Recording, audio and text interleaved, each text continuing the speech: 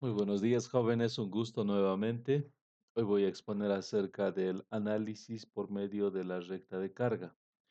Esta es una forma de resolver el problema de diodos, circuitos de diodos más en específico, pero de una forma de tipográfica. ¿Ya? No va a ser muy útil en este momento, pero para los capítulos posteriores aprender a resolver mediante este método va a simplificar bastante lo que es el cálculo de tipo numérico y el análisis de tipo matemático. En ese sentido, resolver problemas mediante este sistema es un modelo de tipo aproximado y hasta cierta medida es un modelo más que combina las características constructivas físicas y las tolerancias de fabricación. ¿Ya? Para poder resolver ecuaciones de circuitos con este tipo de modelo aproximado, tenemos que partir de un criterio básico. Cada diodo tiene una curva característica de comportamiento ya definida por el fabricante, ¿no? Esa curva característica es esta. Normalmente depende de dos variables. Una que es el voltaje de activación, el voltaje del diodo, y la otra que es la corriente que va a circular en el diodo. En función al voltaje que tú le asignes, va a circular una pequeña corriente y a partir de que llegues al voltaje de activación indicado del diodo, en ese momento va a empezar a manejar la corriente adecuada, ¿no?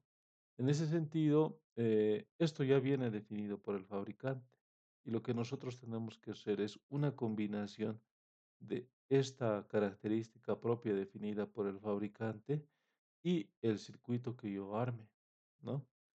Combino ese circuito con esto mediante una ecuación de red y posteriormente, hallada la ecuación de red, realizo una gráfica de la ecuación de la red, realizo la combinación de lo que ha hecho el fabricante, hallo el punto de intersección y mediante ese punto de intersección determino los puntos de trabajo reales del sistema. ¿Cómo se hace esto? Vamos partiendo por esto. Como la ecuación característica de Shockley ya viene definida por el fabricante, también existe una fórmula como vimos en las presentaciones anteriores eh, para poder realizar el dibujo correspondiente. Lo que ahora a nosotros nos interesa es aprender a determinar la ecuación de la red. Para eso normalmente nosotros hacemos un circuito, una malla más en específico, ¿no? Y esta malla, por ejemplo, en aquí está constituida por una fuente de tensión de corriente continua de tipo externa, por el correspondiente diodo y una resistencia donde nosotros vamos a probablemente medir el comportamiento de todo el circuito, ¿no? Como pueden observar, para poder realizar el análisis correcto, lo que tienen que hacer es primero, en este caso, realizar la famosa polarización correspondiente. La polarización corresponde a la asignación de signos positivo, negativo, y posteriormente a eso tenemos que definir la ecuación de red correspondiente, ¿no? ¿Cómo se hace eso? A partir de la ley de tensiones de Kirchhoff. Puedes trabajar con los signos iniciales o puedes trabajar con los signos finales. Depende cuál es más conveniente para ti. En nuestro caso voy a comenzar con los signos finales. La tensión se asigna a un signo de tipo positivo. La caída de tensión debido al diodo se asigna con un signo de tipo negativo y la resistencia se asigna con un signo de tensión negativo y eso es igual a cero. Reordenando este circuito, esta tensión del diodo más la caída de tensión de la resistencia se convierte en este circuito, ¿no? A esta se la conoce como la ecuación de red. Como ya conozco esta curva característica de Shockley del fabricante, puedo realizar una combinación entre esta curva característica y esta ecuación de red. Recuerden, al final esta es una ecuación que tiene una entrada y una salida. La variable de entrada probablemente es la tensión, la variable de salida es la corriente. ¿No ve? Entonces, ¿qué es lo que tengo que hacer aquí para poder realizar esta gráfica de recta? Yo tengo que trabajar en condiciones límite. Trabajar en condiciones límite es trabajar en los puntos extremos, ¿no? Si yo trabajo en los puntos extremos, puedo determinar un punto. Si yo trabajo en el otro punto extremo, puedo determinar otro punto. Conozco ambos puntos, puedo trazar una recta, porque al final esto que hemos obtenido de esta configuración es la ecuación de una recta, ¿no? Si yo decido trabajar en el primer punto límite, en este caso, y asumo que el voltaje del diodo es igual a cero, esto se va a volver cero, ¿no ve? Si esto se va a volver cero, la única variable que tengo que despejar es la corriente de diodo. Y si realizo el despeje de la corriente de diodo, voy a obtener que esta ecuación se va a convertir en E respecto de R. ¿No ve? Ese es el primer punto de trabajo. Y luego, para el segundo punto de trabajo o segundo punto de análisis, trabajo en la segunda condición límite, cuando la corriente del diodo es cero y el voltaje del diodo es máximo. Cuando realizo eso, elimino esta expresión y al final la tensión del diodo debería ser igual a el valor de tensión de la fuente externa, el famoso valor de E, ¿no? Tengo dos puntos de una recta. ¿Puedo armar la recta? La respuesta es sí. Una vez que armas tú la recta y realizas la intersección entre lo que es la ecuación característica del fabricante, obtienes un punto. Este punto se conoce como punto de trabajo, ¿ya? Este punto de trabajo va a darte el verdadero valor de tensión de trabajo del diodo y la verdadera corriente de trabajo del diodo. Normalmente el punto de trabajo se conoce como punto Q y los valores de trabajos reales se conocen como voltaje V de Q y en el otro caso corriente I de Q.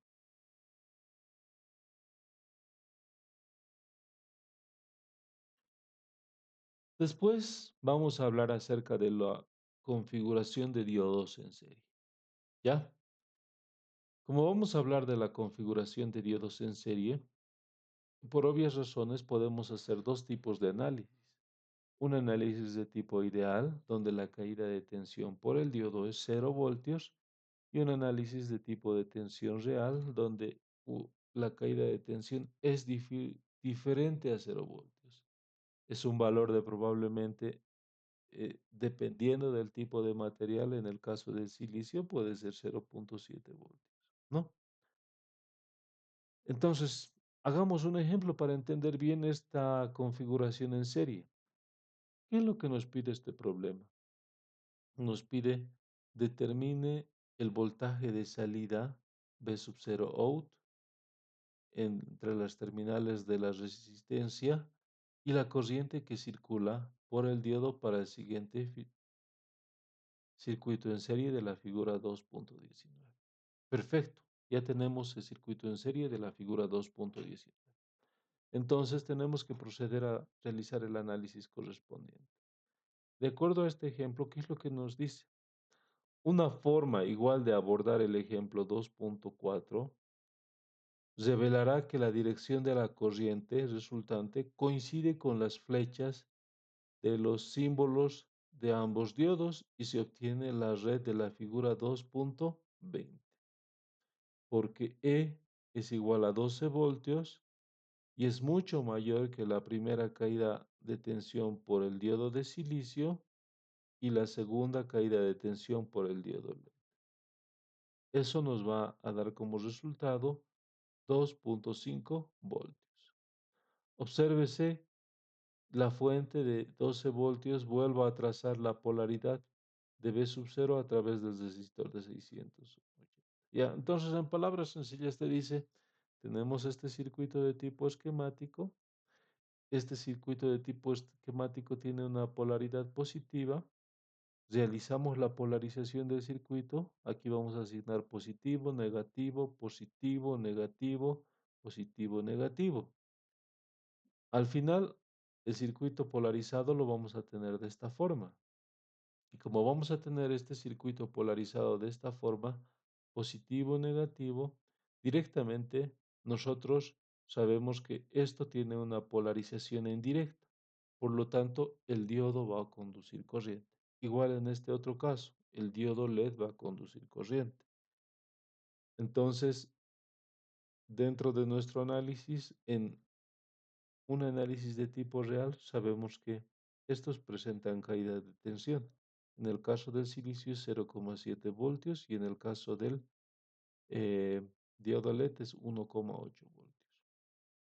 Si realizo la ecuación correspondiente de tensión de salida a partir de la ley de tensión de Kirchhoff, fácilmente yo puedo llegar a que la tensión de salida es igual a la tensión de entrada menos la primera caída de tensión menos la segunda caída de tensión y eso nos va a dar igual a 12 menos 2,5.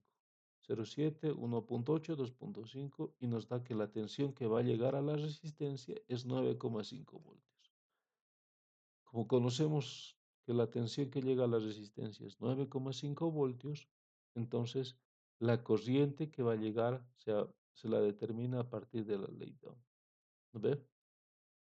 Voltaje sobre resistencia. Voltaje de salida sobre resistencia 9,5 respecto de 680 es igual a 13,97 miliamperes.